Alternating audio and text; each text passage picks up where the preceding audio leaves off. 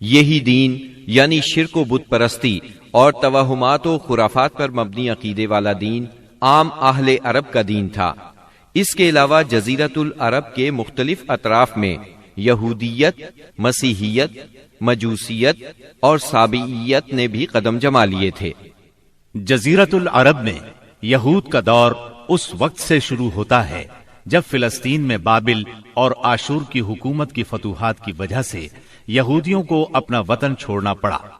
اس حکومت کی سخت گیری اور بخت نصر کے ہاتھوں یہودی بستیوں کی تباہی اور ویرانی، ان کے ہیکل کی بربادی اور ان کی اکثریت کی ملک بابل سے جلا وطنی کا نتیجہ یہ ہوا کہ یہود کی ایک جماعت فلسطین چھوڑ کر حجاز کے شمالی اطراف میں آ بسی اور یثرب، خیبر اور تیماء میں آباد ہو کر یہاں اپنی باقاعدہ بستیاں بسا لی، قلعے تعمیر کر لیے اور گڑھیاں بنا لی۔ وطن چھوڑ کر آنے والے ان یہود کے ذریعے عرب باشندوں میں کسی قدر یہودی مذہب کا بھی رواج ہوا اور اسلام کے ظہور سے پہلے اس کو بھی ایک اچھی بھلی حیثیت حاصل ہو گئی۔ اسلام کے ظہور کے وقت مشہور یہودی قبائل یہ تھے: خیبر، نذیر، مستلق، قریظہ اور قینقاع۔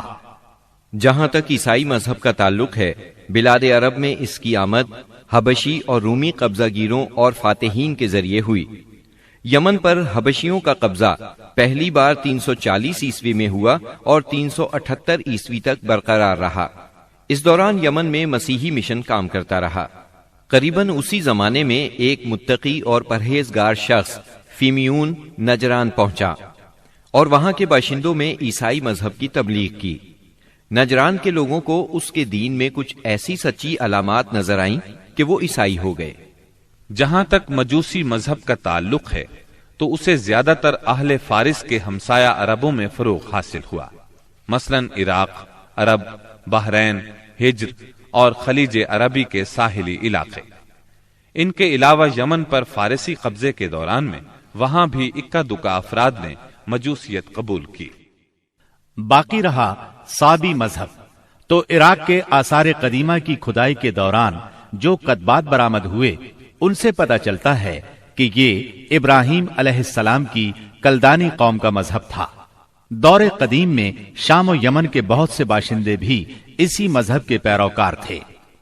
عرب کے باقی دینوں کے ماننے والوں کا حال مشرکین ہی جیسا تھا، کیونکہ ان کے دل یکساں تھے، عقائد ایک سے تھے اور رسم و رواج میں ہم آہنگی تھی۔